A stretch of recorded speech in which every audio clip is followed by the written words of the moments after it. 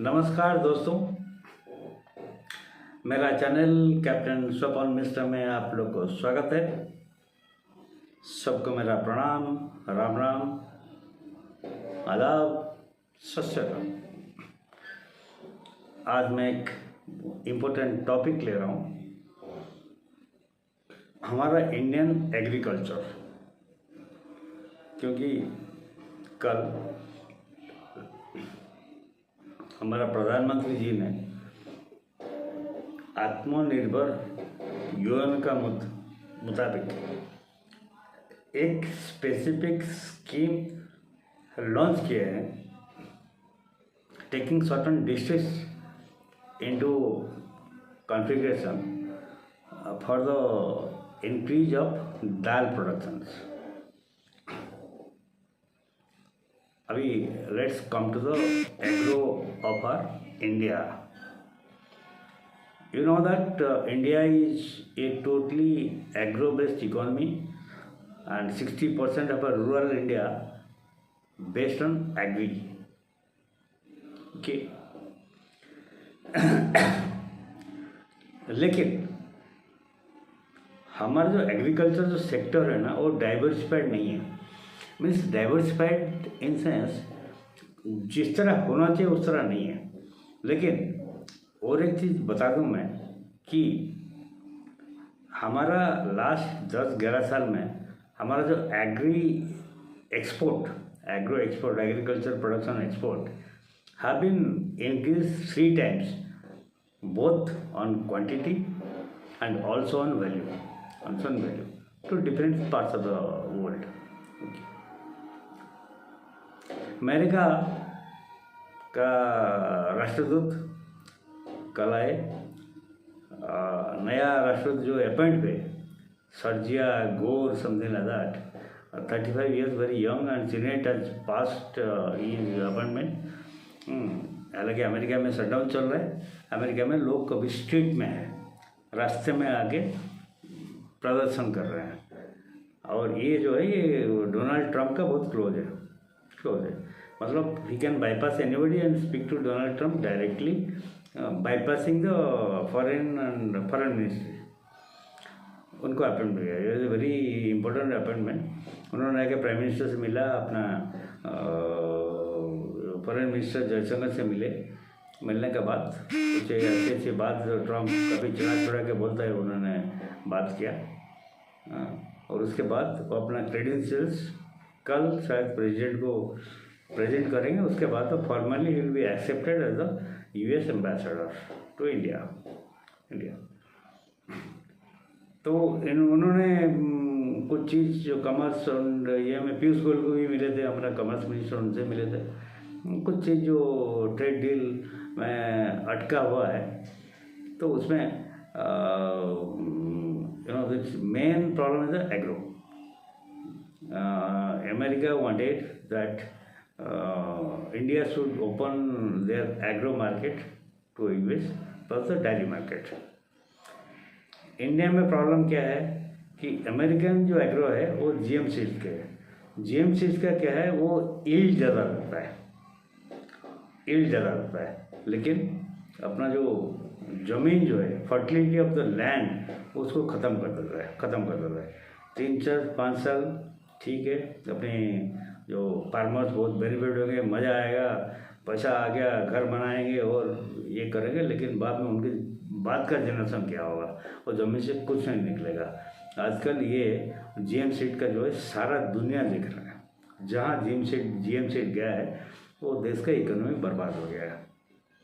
और बाकी डायरी का जो है, डायरी प्रोडक्ट्स, ये भी हमारा डायरी मार्केट को बर्बाद कर देगा। हम मिल्क प्रोडक्शन में ऑलमोस्ट वर्ल्ड का नंबर वन है। और लेकिन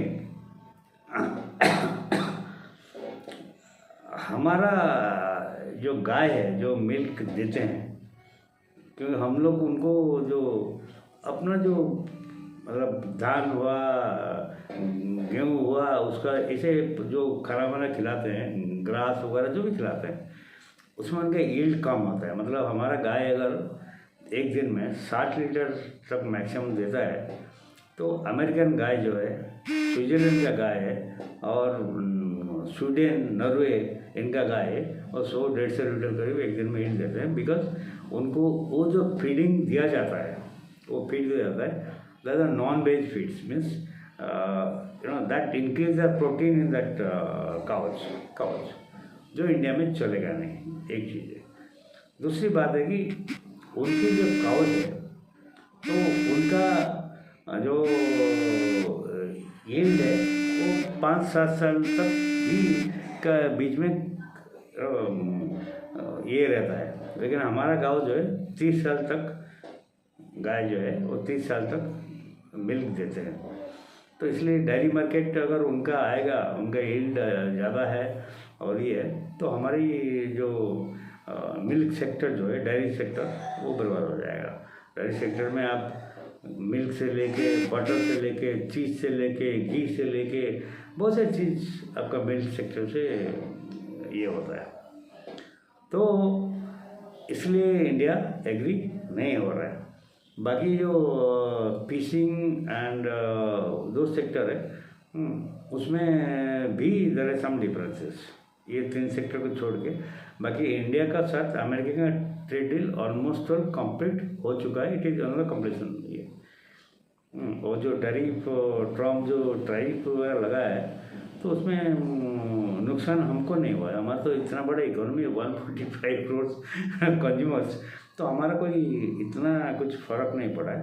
फ़र्क अमेरिकन लोगों के ऊपर पड़ा है, अमेरिकन इकोनॉमी के ऊपर पड़ा है। तो हमको कोई फ़र्क नहीं पड़ता। अभी ट्रम्प को अभी ये समझ में आया, तो इसमें कंप्रोमाइज़ नहीं होगा।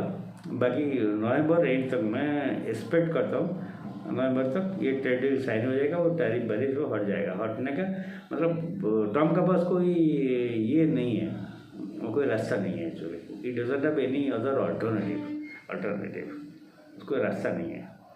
उसको अगर इकोनॉमी, अमेरिका की इकोनॉमी को सुधारना है और पब्लिक के गाली से बचना है, तो इंडिया के साथ ट्रेड डील इंडिया के टर्म में करेगा, अमेरिका के टर्म नहीं चलेगा, इंडिया के टर्म में करेगा। तो इस हिसाब से अगर ये बंदा छोटा सा 35 ईयर्स उसको अपॉइंट करते हैं, ये इसका मतलब कुछ स्ट्रॉन्ग मैसेज लेकर आया होगा जो आगे कुछ काम करेगा, मुझे पता नहीं। लेकिन मैं coming back to agro sector, इसमें एक्चुअली मैं थोड़ा जियो पॉलिटिक्स में चला गया। एक्चुअली यहाँ मैं जियो पॉलिटिक्स एक्सपर्ट, लेकिन मैं back to the this things. It is also concern to the agro sector. हमारा आप देखिए अपना एग्री प्रोडक्शन, हमारा एग्री एक्सपोर्ट जो है वो 3 टाइम्स हो चुका है in kind of quantity and value. लेकिन हम डेफिशिएंट किस में है? दाल में है, जो कल या परसों इन्होंने प्राइम मिनिस्टर ने एक दाल मिशन लॉन्च किए हैं। ये एक हमारा बड़ा ड्रॉबैक है, क्योंकि अपने देश में जितना दाल, जो जिस तरह का दाल हो, जैसे कि अरहर हो, उर्द हो, मूंग हो, मसूर हो, जो भी हम लोग कंज्यूम करते हैं, उतना प्रोडक्शन नहीं हो रहा है जितना हमको 145 करोड़ जनता को खिलाने के। इसके लिए हम दाल बाहर से इंपोर्ट करते हैं। तो प्राइम मिनिस्टर कल उसके ऊपर एम्फेसिस किया, उसके बारे में थोड़ा डिटेल में आऊँगा। दूसरी हमारा जो एग्रो का जो आत्मनिर्भर योजना है, तो उसमें और एक डेफिसिट जो है वो है ऑयल सीड्स, तेल, मीन्स मस्टर्ड ऑयल हो, मस्टर्ड और खसा जिसको बोलते हैं, सनफ्लावर हो, सोयाबीन हो, जिसमें से ईडेबल ऑयल निकलता है। उसमें हमको जितना ज़रूरत है उतना हमारे पास है नहीं, इतना हमको प्रोड्यूस नहीं होता है। इसके लिए उसको भी हमको इंपोर्ट करना पड़ता है, पैसा देना पड़ता है, इंपोर्ट करना पड़ता है। वेरियस कंट्री से, अमेरिका भी से भी सोया इंपोर्ट करता है, मलेशिया भी सोया इंपोर्ट करता है, मलेशिया से इंपोर्ट करता है। तो इसका पर भी कल की जो कृषि योजना जो कल परसों शायद आज के पेपर में पढ़ा था, मतलब कल ही होगा, तो उन्होंने प्राइम मिनिस्टर एक बहुत बड़ा कदम लिए हैं ताकि हम लोग, हमारा खाने पर हम लोग कृषि प्रधान देश है, we are agro based economy है। तो इसके लिए हमारा जो पेट के लिए जो चाहिए, हमको बैगन चाहिए, हमको टमाटो चाहिए, हमको आलू चाहिए, ये चाहिए, हम इंडिया में करके अपने पेट भर के फिर दुनिया का पेट भरने की कोशिश करने का, दुनिया से लेने का जरूरत नहीं है। इसके लिए इनिशिएटिव क्या है कि आप केरला में अंगूर प्रोडक्शन करोगे, नहीं होगा, क्योंकि जो क्लाइमेट एंड द सॉइल वो डिफर करता है। जनरली सॉइल पर ही डिफर करता है आपका रिवर बेड का पर जो वैली कहते हैं। बहुत सारी नदियाँ जो हिमालय से निकलते हैं, उनका जो जहाँ जहाँ वो फ्लो होता है वहाँ पर सॉइल क्वालिटी डिफरेंट है। जो गैंजेस जो अपना वेस्टर्न घाट से निकलते हैं, ईस्टर्न घाट से निकलता है, गोदावरी, कृष्णा वगैरह, इनका सॉइल क्वालिटी डिफरेंट है, उनका जो डिफरेंट है। तो उसको कैसे रीमिक्स करके कहाँ से क्या प्रोडक्शन हो सकता है, सॉइल कार्ड करना है, इरिगेशन में बढ़ाना है, ये सब चीज़ अभी चल रहा है। ये 10-11 साल का तो चल रहा है। पहले वो दोस्त टाइम ये इस बारे में कोई ध्यान नहीं दिए थे। चलो देश जैसे चलता है चलना, तो हमारा तुम्हारा भी जय जय, हमारा भी जय जय चल रहा है। No, this things have been looked after actually, irrigation से लेके पावर जनरेशन से लेके लुक्ड आफ्टर हो रहा है। तो और एग्रो इकोनॉमी जो एग्री इकोनॉमी जो है बहुत स्टेबल है, लेकिन थोड़ा सा जो 2-3 जगह पे हमारा गैप है ना, उसको कॉम्प्रोमाइज करना है, उसको गैप को क्लोज करना है। इतना ये आज की मेरा टॉपिक है। और एक चीज़ मैं बोलना चाहता हूँ, मेरा वीडियो को लास्ट से देखिए, छोटा वीडियो आज बनाऊँगा, बड़ा नहीं, 12 मिनट हुआ है। ऑपोजिशन में जो लोग हैं ना, ये लोग हमेशा एक पॉजिटिव चीज़ को एक नेगेटिव नैरेटिव एजेंडा करके हमेशा पब्लिक के सामने पेश करना चाहता है। बिहार का केस है, बिहार इलेक्शन सामने है, हालांकि NDA government with absolute majority आ रहा है, लेकिन अभी तक उनका इंटरनल, दोनों पार्टी का इंटरनल नियम है, अभी तक सीट शेयरिंग का फॉर्मूला क्लोज नहीं हो पाया है, लेकिन आज नहीं तो कल हो जाएगा। तो इसमें बिहार में गवर्नमेंट ने एक पर्टिकुलर जगह पे बिहार या बिहार अडानी ग्रुप को एक hydel not hydel, it was coal based plant के लिए बैठाने के लिए, क्योंकि वी नीड नाउडेज। वो पहले ज़माने में गया जब कि 2 घंटे का लाइट आता था और बाकी सब लैंटिन लगा के चलते थे। तो अभी ज़माना बदल गया, हमको 24 आवर्स पावर सप्लाई चाहिए, हमको टीवी, हमारा फ्रिज ऑन होना चाहिए, हमारा ट्रैक्टर, हमारा जो पंप, एग्रीकल्चर के सबको पावर की ज़रूरत है।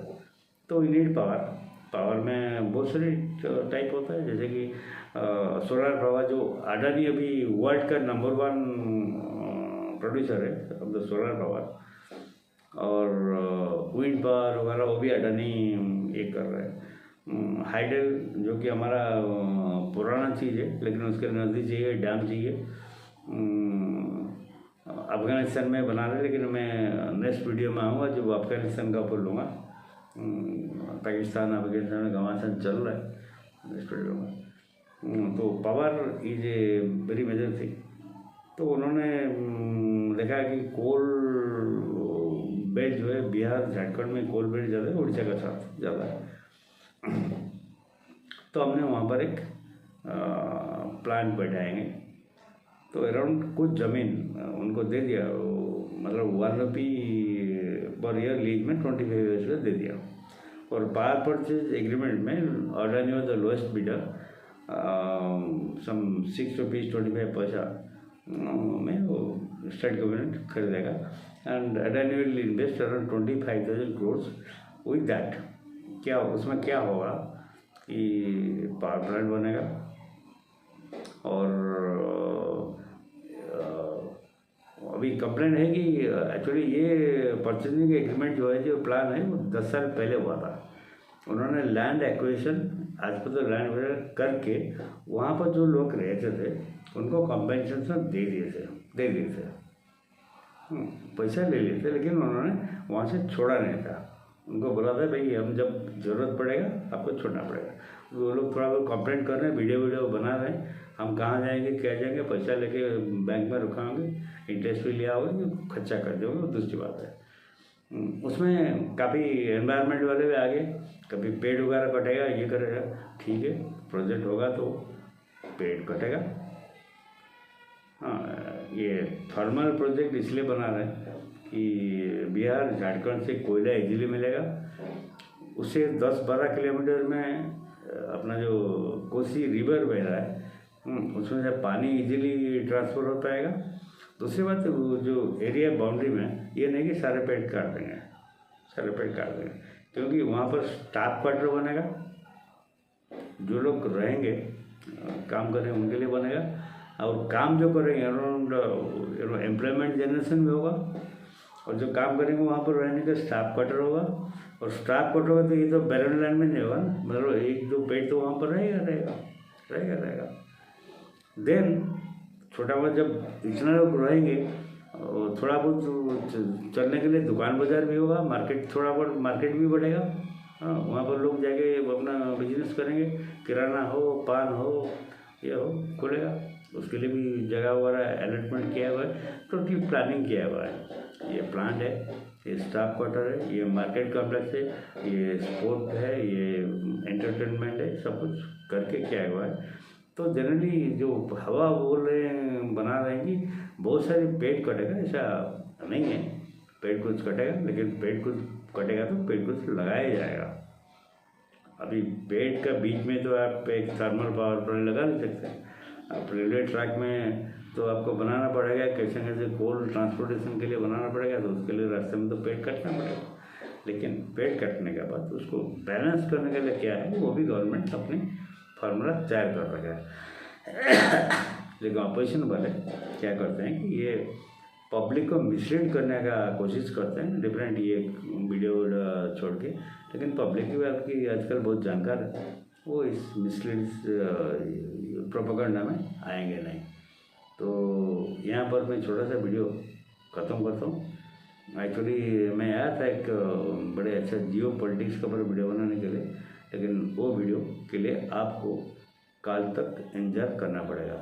मैं फिर भी बोलता हूँ, मेरा वीडियो को आप देखिए, शेयर कीजिए, लाइक कीजिए और समझिए। एक्चुअली बड़ी बात है कि आपको समझना है क्या बोल रहा हूँ। बहुत सिंपल हिंदी में बोल रहा हूँ। मैं हालांकि मेरा लैंग्वेज उड़िया है, लेकिन उड़िया में बोलने से मेरा जो व्यूअर्स है वो 10-12-15 रहेंगे, लेकिन आजकल हिंदी जो है सब लोग समझते हैं। मैं जब करीब 30-35 साल 40 साल पहले नाइजीरिया गया था, वहाँ पर भी हिंदी बोल रहा था, हिंदी समझते थे। नाइजीरिया में, तंजानिया में, मोम्बासा में गया था, जेरूसलम, हाँ वहाँ पर गया था, केन्या, बिना, सब जगह पर हिंदी समझते हैं। तो आप लोग भी हिंदी समझते होंगे। मेरा वीडियो को ज़रूर लास्ट तक देखिए, और अगर कुछ डाउट है, कुछ क्वेरी है, कमेंट कीजिए। लाइक करने में आपका जेब से एक पैसा नहीं जाता है, सिर्फ एक ऐसे दबाने का लाइक कीजिए। अगर आपको पसंद नहीं आया तो डिसलाइक भी कीजिए, और कमेंट में बोलिए कि मेरा क्या डाटा मैंने गलत दिया है, तो मैं कोशिश करूँगा नेक्स्ट वीडियो में उसको मैं रिपेयर करने के लिए एंड आपको कन्विंस करने के लिए। इसका साथ मैं आज का वीडियो ख़त्म करता हूँ। कल एक जमादार वीडियो लेके आऊँगा। बिहार का पर नहीं आऊँगा, अभी बिहार का पर इलेक्शन चालू होने के बाद में आऊँगा। कभी those polls, pre-polls and all thing is coming, but I'll come up with some concrete evidences and results whether I may convince. Okay, नमस्कार, बाय, जय हिंद, वंदे मातरम, भारत माता की जय।